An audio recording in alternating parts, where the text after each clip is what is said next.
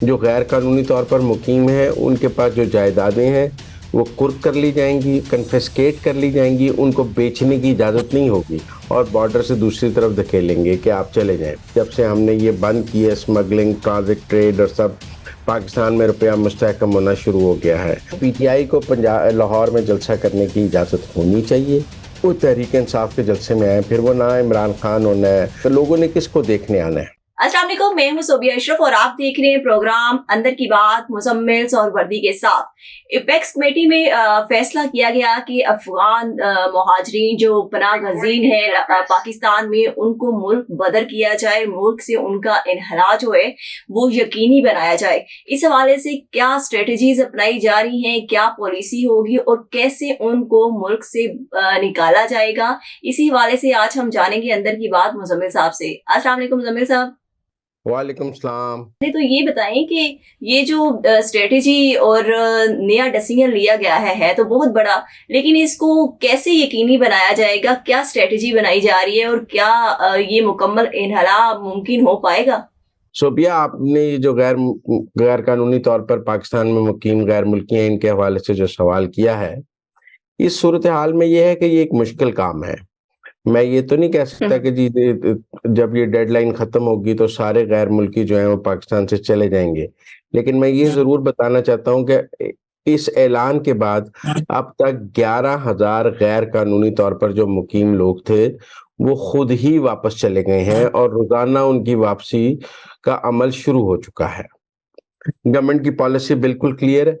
जो गैर कानूनी तौर पर मुकीम है उनके पास जो जायदादें हैं वो कुर्क कर ली जाएंगी, कन्फिस्केट कर ली जाएंगी, उनको बेचने की इजाजत नहीं होगी। इसी तरह जो उनके पास कारोबार है वो भी जब्त कर लिए जाएंगे, उनको बेचने की इजाजत नहीं होगी। और क्योंकि वो गैर कानूनी तौर पर मुकीम थे, ना उनको कारोबार करने का हक है ना जायदादें लेने का हक है, तो उनकी जायदादें और कारोबार जब्त करने का फैसला है। इसीलिए 11,000 लोग खुद ही वापस चले गए हैं।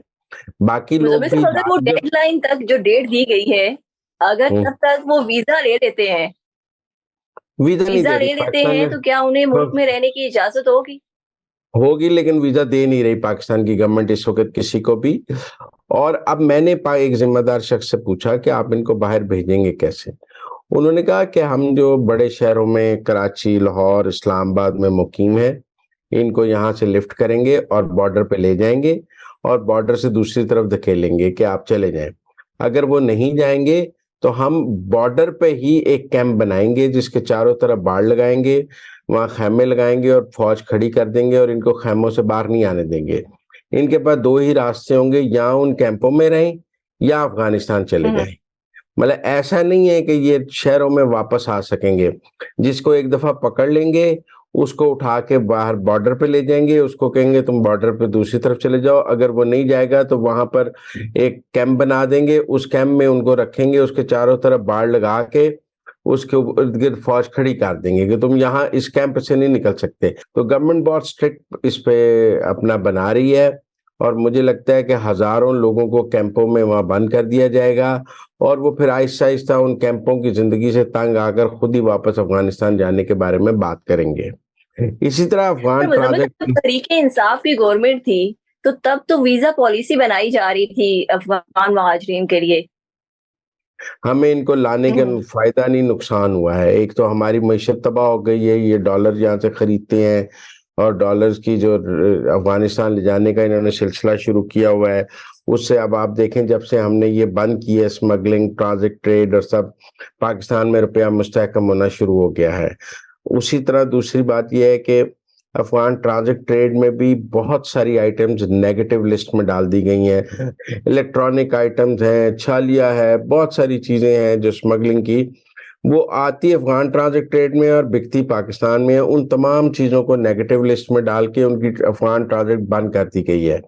जिसने अफगान ट्रांजिट से मंगाना है वो अफगानिस्तान के अंदर से डॉलर लेके आए, लाकर पाकिस्तान की बैंकों में जमा कराए और एलसी खोल ले। ये भी नहीं है कि वो यहाँ आके पाक रुपीज में एलसी खोल के अफगान ट्रांजिट ट्रेड कर लेते थे।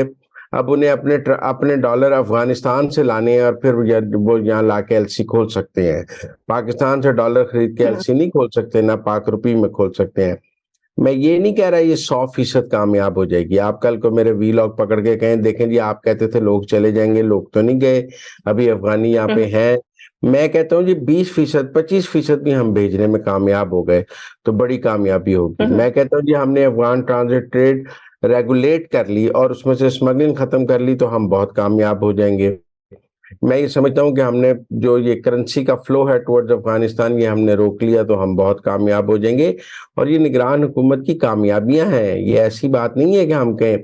रुपए की कदर मुसलसल बेहतर हो रही है। अफगान ट्रांजिट ट्रेड 70 साल से स्मगलिंग थी, ईरानियन तेल की स्मगलिंग थी।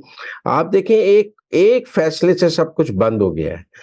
तो ईरानियन ऑयल भी बंद हो गया, ट्रांजिट ट्रेड भी मुजम्मिल साहब, बंद हो इसमें गया। सिर्फ अफगानी पेशानी तो नहीं ना, अफगानी शहरी तो नहीं मुलविस इसमें तो जो एजेंसियों के एहलकार हैं, फिर उसके बाद सरकारी अफसरान और ब्यूरोक्रेट्स वो भी मसलन मुलविस है। वो क्या नहीं, बिल्कुल मुलव्वस है, लेकिन बॉर्डर पे तो देखें ना जी सिक्योरिटी इदारे ही होते हैं ना, और कस्टम वस्टम के लोग होते हैं। लेकिन अगर सिक्योरिटी इदारे सख्त हो जाए तो बाकियों को भी सख्त होना पड़ेगा और वो फिर नहीं कर सकेंगे, क्योंकि आखिर में चीज आने जाने देने का अख्तियार तो उस फौजी के पास है जो बंदूक लेके खड़ा है, एफसी के पास है, तो लिहाजा उनकी मर्जी के बगैर तो नहीं हो सकता।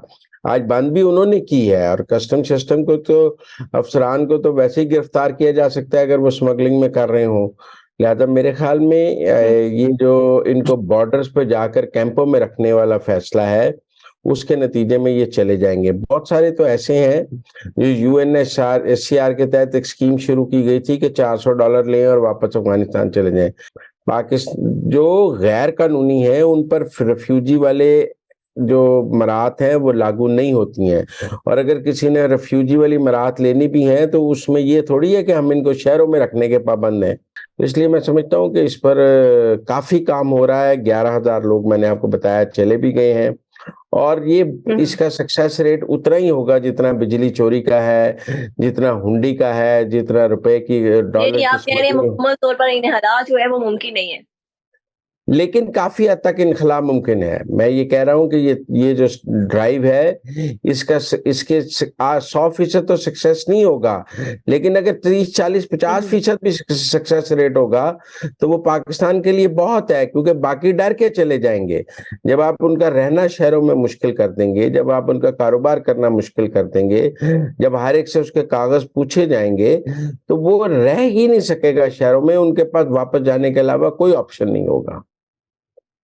ठीक हो गया। वैसे मुजम्मिल साहब, ये हालात आने ही नहीं चाहिए। जब अफगानी पेशाने बॉर्डर पास करते थे तो उसी वक्त ही जो है वो एक चले अब ये तो मुनासिब एक तौर लंबी पे बहस है कि आने नहीं चाहिए, तो मतलब इमरान खान की हुकूमत में हमने बॉर्डर खोल दिए, हमने TTP को भी आने दिया। अब हमने, मेरा मतलब है कि फेंस लगाई, फिर हम उस फेंस की हिफाजत नहीं कर सके, फेंस टूट जाती है। क्यों हम अब FC बलूचिस्तान में हमने इन टाइम क्यों नहीं बढ़ाई?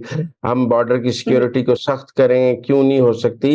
ये बहुत सारे सवालात हैं जो लोग करते हैं, लेकिन हमें देखना चाहिए कि जो इस वक्त पॉजिटिव काम हो रहा है उसके साथ खड़े हों ताकि वो तो हो सके। ठीक हो गया।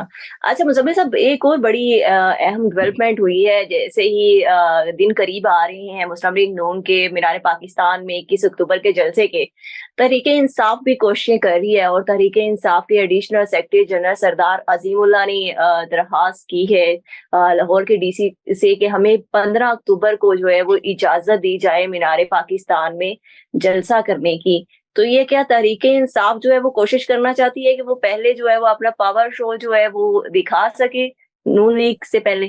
क्या उन्हें इजाजत मिल जाएगी? पहली बात तो ये है कि उन्हें इजाजत मिलनी चाहिए।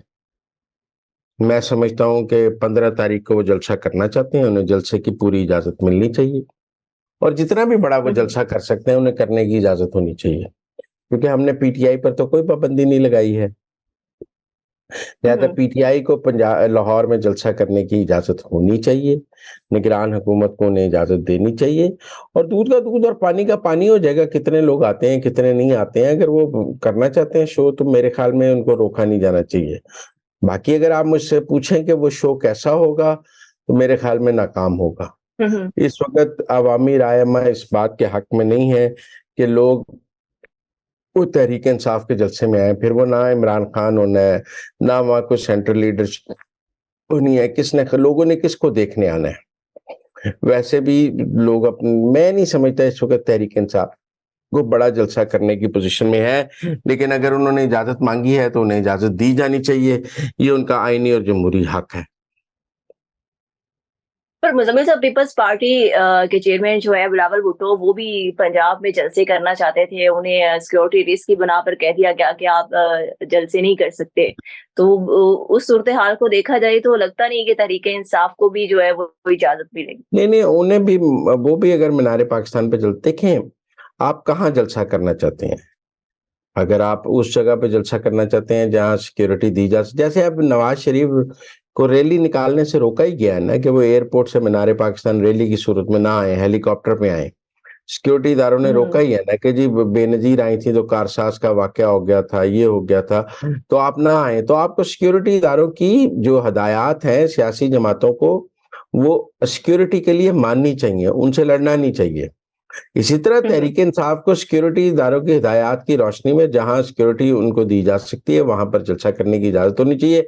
अब वो कहेंगे हमने माल रोड पे ही करना है या हमने फलां लिबर्टी ही करना है, तो वो गलत है। जहां पे सिक्योरिटी गवर्नमेंट दे सकती है, जैसे मीनार पाकिस्तान वो भी करना चाहते हैं वो कर लें, पीपल्स पार्टी भी करना चाहती है तो वो कर ले, अपनी मर्जी की जगह पर। तो हर जगह तो गवर्नमेंट सिक्योरिटी नहीं दे सकती, लेकिन जो डेजिग्नेटेड जगह हैं वहां पर इजाजत होनी चाहिए और सबको जलसा करने की इजाजत होनी चाहिए। ठीक हो गया। अच्छा मुजम्मिल साहब, 21 अक्टूबर को मुस्लिम लीग नून जो है वो कितनी तादाद में जो है वो टारगेट रख रही है लोगों के इज्तिमा का? देखिए, मैं कोई गिनती तो कर नहीं सकता लोगों की कितनी, उनके तादाद वो लाखों में लोग लाना चाहते हैं। लेकिन मैं एक बात जरूर कहता हूँ, जब एक तादाद 1 लाख से बढ़ जाती है तो लाखों हो जाती है, फिर गिने तो जा नहीं सकते। एक दफा आपने मीनार पाकिस्तान भर लिया तो बस फिर आपका जलसा कामयाब हो गया।